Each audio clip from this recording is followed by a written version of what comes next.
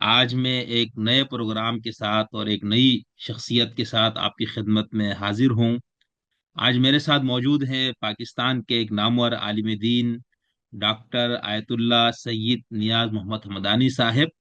Doctor صاحب ہمارے علمی اور فکری حلقوں میں کسی تعارف کے محتاج نہیں ہے۔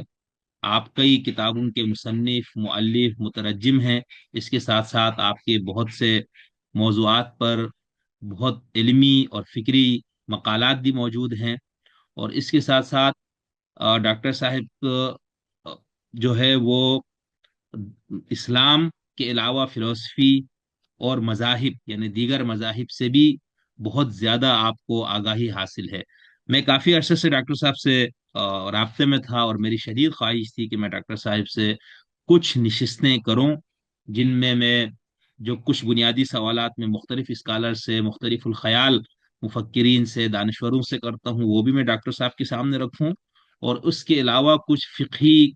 کلامی اور کچھ سیاسی موضوعات بھی یعنی مذہب سے متعلقہ ان پہ بھی میں بات کروں۔ لیکن وہ میں ڈاکٹر صاحب سے التماس کروں گا کہ وہ مجھے کچھ ٹائم آگے بھی دیں گے کچھ نشستوں کے لیے۔ آج ہم ڈاکٹر صاحب سے اس ایک ایسے موضوع پہ بات کریں گے جس پہ آج تک ہم نے نہیں بات کی، نہ ہم نے کسی عالم اور اسکالر سے اس موضوع پر بات کی۔ ڈاکٹر نیاز حمدانی صاحب جو ہے وہ دور حاضر کے ممتاز مذہبی محقق ہیں۔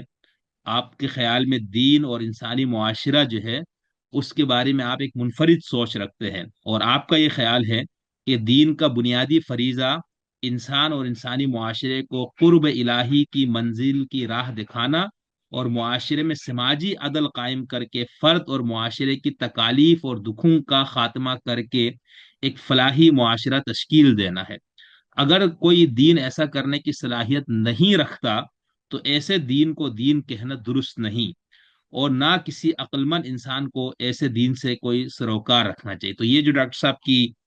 سے متعلق یہ جو عبارت ہے، یہ میں نے ان کی ویب سائٹ سے اس کو لیا ہے، اور ان کے تعارف میں بھی یہ بات لکھی ہوئی تھی۔ تو اس سے اب جو ہم نے جس موضوع پہ گفتگو کرنی ہے وہ کافی حد تک اس سے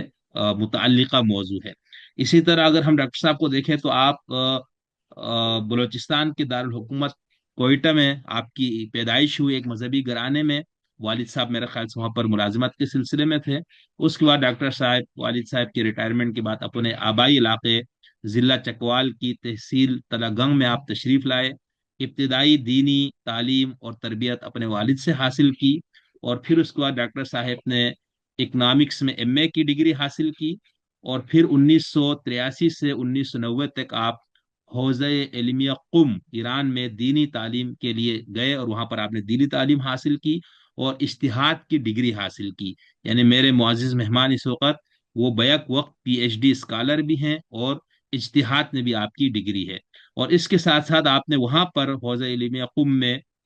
قرآن، حدیث اور فقہ کے علاوہ اسلامی فلسفہ، اسلامی معاشیات، رومی، غزالی اور فارابی کے نظریات کی بنیاد پر اسلامی نفسیات کے بھی تحقیقی مطالعہ کیا،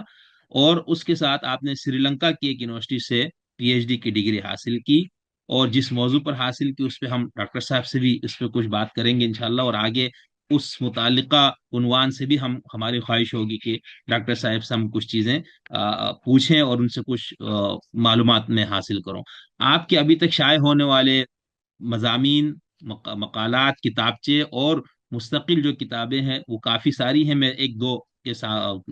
بیان کرتا ہوں، اور کافی ہمارے دوست جب کسی اسکالر کے بارے میں ہم ان کی کتابوں کو بتاتے تو وہ پوچھتے ہیں کہ کتابیں کہاں سے ملتی، تو ہم آپ کو بتا بھی دیں گے۔ توضیح المسائل جدید، یہ فقیہ اور عارف قرآنی آیت اللہ العظمیٰ ڈاکٹر محمد صادقی تہرانی صاحب، اور ان پہ میں نے ڈاکٹر صاحب سے مستقل ایک نشست رکھنی ہے، ان کے فکر پر، ان کے خیال پر، دیگر علماء سے ان کی انفرادیت کیا تھی، اور ان کی جو 25 جلدوں میں غالباً قرآن کی تفسیر ہے وہ، اور اس کے علاوہ جو آپ کی توضیح المسائل کی بھی کیا انفرادیت ہے، اس پہ ہم جب صادق تہرانی صاحب پر بات کریں گے تو اس پہ، تو ان کی جو توضیح المسائل ہے اس کا ترجمہ اور حاشیہ ڈاکٹر صاحب نے تحریر فرمایا ہے اردو زبان میں۔ اسی طرح آپ کا ایک مضمون سمجھے ایک کتابچہ ہے آزادی اور ہماری ذمہ داریاں، آل محمد کون، السبعین فی فضائل امیر المؤمنین۔ اسی طرح تحقیق تصوف و عرفان، اہل تشیع کے ہاں عام طور پر یہ پائے جاتے ہیں کہ کچھ تصوف اور عرفان کے مخالف ہیں، کچھ اس کے حامی، تو ڈاکٹر صاحب نے ایک تحقیقی انداز سے اس موضوع پر بحث کی ہے۔ اسی طرح تحقیق مسائل تقلید، فتاوی آیت اللہ العظمی امام خمینی، اس پہ تحقیق ہے آیت اللہ ڈاکٹر سید نیاز محمد حمدانی صاحب کی، تفسیر سورہ توحید ہے آپ کی، تفسیر سورہ یاسین ہے، ولایت فقی افسانہ و حقیقت اردو زبان میں ایسی کتاب ابھی تک نہیں لکھی گئی ہے۔ اسی طرح آپ کا دین ملا فی سبیل اللہ فساد ایک کتابچہ ہے، رسالت الحقوق ہے، ریش تراشی ہے، اور اس کے ساتھ ساتھ شہادت ثالثہ، یہ بھی بہت متنازعہ مسئلہ ہے،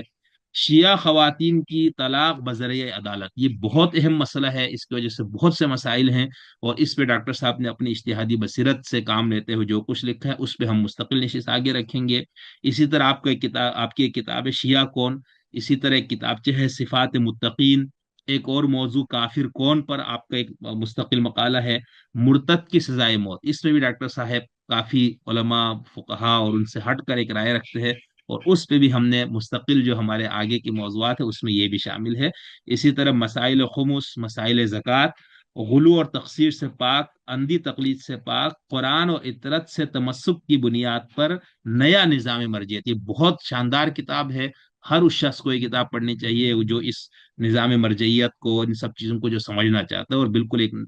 منفرد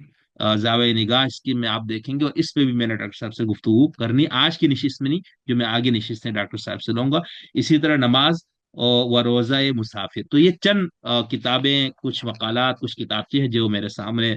ہے، اور کچھ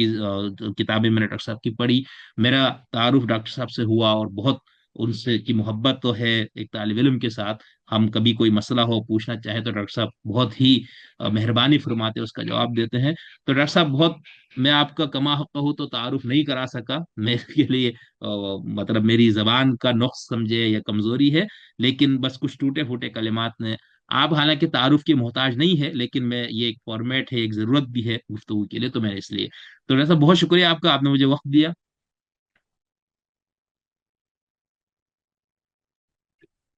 آپ کی خدمت میں اور آپ کے سب سامعین کی خدمت میں سلام عرض کرتا ہوں۔ آپ کے پروگرام میں دیکھتا رہتا ہوں، اور جس طرح سے آپ آگہی اور معرفت کی شمع روشن کیے ہوئے ہیں، میری دعا ہے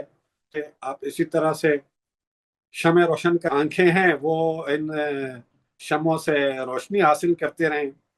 جنہوں نے آنکھیں بند کی ہوئی ہیں، اللہ تعالیٰ انہیں آنکھیں کھولنے کی توفیق عطا فرمائے، اور جو آنکھوں سے محروم ہیں ان کے ساتھ تو پھر ہم